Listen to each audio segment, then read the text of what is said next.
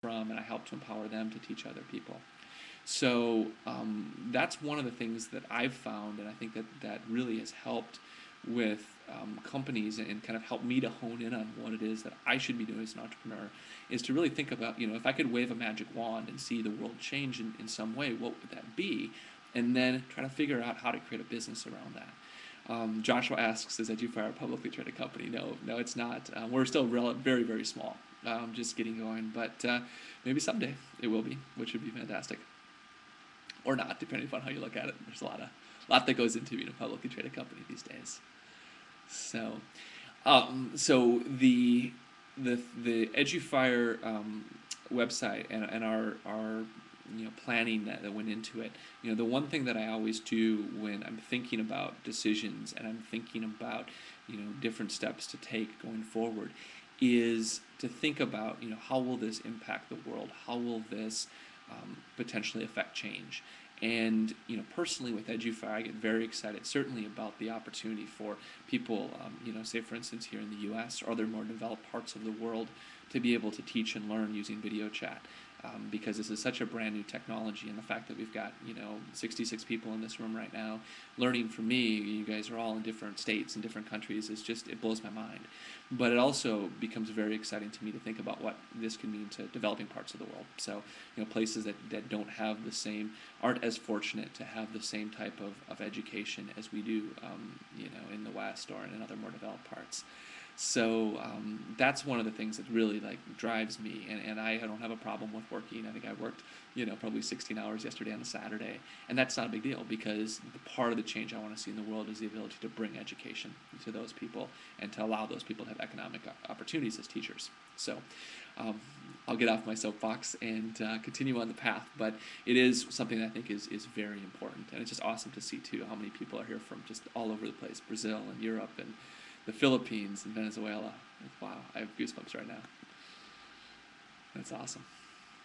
So moving on, so those were my first 5 lessons, and the 6th lesson is kind of stepping away now from my specific experiences with starting companies and talking more about general lessons.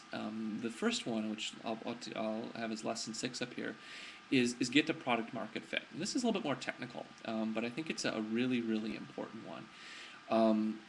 Product market fit is something that I learned from a guy named Mark Andreessen. And Mark Andreessen, some of you may know, started a company called Netscape, which went public back in the dot-com days, one of the biggest IPOs of all time. Started another company called Opsware, which did very, very well, and I believe is a publicly traded company. And more recently started Ning, which is a white label social networking company. Many of you might be part of white label social networks.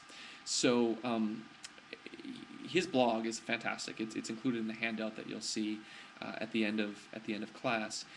But he introduced to me this notion of product market fit, and basically he talks about it, and then the title of his blog post on it is, he calls it the only thing that matters. So with product market fit, the premise is that you can have a really good product and a bad market, and that's not very good. And you can have a really good market and a bad product, and that's not very good. So, for instance, there's many people who have written software for operating systems that never took off, and they had fantastic software, but because their operating system wasn't the one that won, the business never really went anywhere. And the flip side is you can have a red-hot market. For instance, when you look at video sharing sites back when YouTube was getting started, most people don't know this, but there were 20, 30, 40 companies that were exactly like YouTube when YouTube was getting going. And they just didn't have, for the most part, didn't have products that were quite as good as YouTube. So they had a great market. Everyone knew it was, well, not everyone, most people knew it was going to be a big market, but they didn't quite have the right product. So what you really need to do is you need to find what a good product is, but also what a good market is, and get those two things to match. And get those two things to match at the right time, because you can be ahead of the market or behind the market. You didn't want to do YouTube in 2001 because not enough people had broadband. You didn't have the flash video player. You didn't have the ability to embed video elsewhere. You don't want to be YouTube right now because YouTube's already there, and so you're trying to compete with these giants. So you definitely want to find the right product at the right time. 2 good examples of this right now are Facebook and Twitter. Facebook is a fantastic product, and it just so happens that there's a massive market out there for social networking, something that has come onto the scene with MySpace and certainly Friendster before that. Twitter is another example of a great product that just so happened to find a sweet spot of people wanting to communicate with each other in a way that wasn't blogging, that wasn't video, that was a little bit more lightweight. And so you've seen the tremendous growth of Facebook and Twitter in the last couple of years. And that is something that is a great example of Andreessen's product market fit. And contrast that with what I have on the slide here, which is the TechCrunch Deadpool, which if you've never visited TechCrunch, they have a list of companies that have failed. And most of the reason why those companies have failed is simply they didn't reach product market fit. They either didn't have a good product or they weren't going into the right market, or both in many cases. So what I like to do a lot of times is look for patterns within companies and go to TechCrunch or read other blogs and notice startup companies and really try to get a sense of is this company, do they have product market fit, or do they look like they'll have product market fit? And one of the things that I do actually, which has been really neat, is actually maintain a private list, which I've never shared with anybody else, of companies that I think are kind of either have product market fit or are moving in that direction, and ones that don't. And then I check that list periodically, and then I see how those companies are doing. It helps to hone my ability to look kind of analytically at other companies and say, yes, this company has gotten a product market fit, or no, this company has not. And it helps internally with EduFire, with Learn Out Loud, to say, okay, where are we in terms of product market fit? How is the product? How is the market? Where are we? Because when you get that sweet spot, that's when really cool stuff happens. So, all right. Moving on, lesson 7 is a lesson on fundraising. This is a question that I get a lot. I've done some fundraising, both angel fundraising and venture-backed fundraising, and oftentimes the question around fundraising is, first of all, should I raise money or not? That's a really very, very common question. And then if people do decide to raise money, the question is how much money should I raise?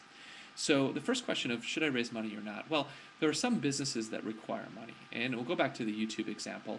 If YouTube had tried to be bootstrapped, it never would have won. You wouldn't know of YouTube today. It would have been some other video sharing site that would have been the big one. It never would have sold to Google for $1.7 billion. YouTube became successful in large part because they were backed by what most people would call the prominent venture capitalist, Sequoia Capital.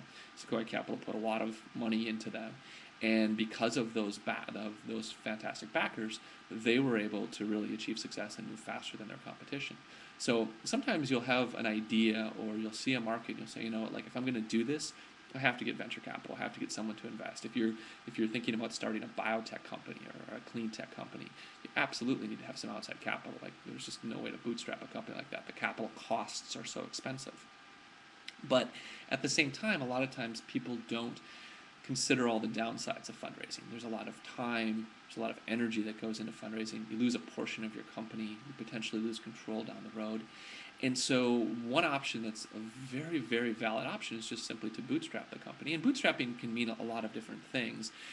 Sometimes it means, simply funding the business out of pocket via credit cards, putting a little bit of your own savings into a business. Sometimes it means trying to find internal cash flow and being able to run the business off of internal cash flow. So there's a lot of different definitions of bootstrapping, but basically what it means is not taking a significant amount of outside capital. And a great example of a company that's done that very well is 37 Signals. So you might know 37 Signals from Basecamp or Campfire, High Rise. They've got a number of different products. They've got a very popular blog.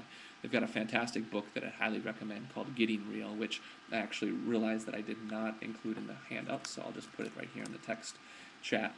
But the 37 Signals guys have taken a little bit of money recently, but they really didn't need to. They have a product that or multiple products, I should say, that generate recurring monthly cash flow for them.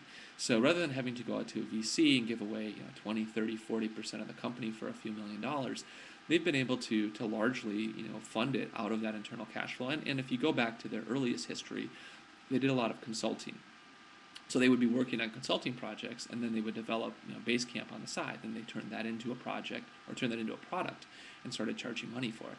And so I think one thing that's really important to realize is that neither option, raising capital or bootstrapping, is necessarily any better than the other.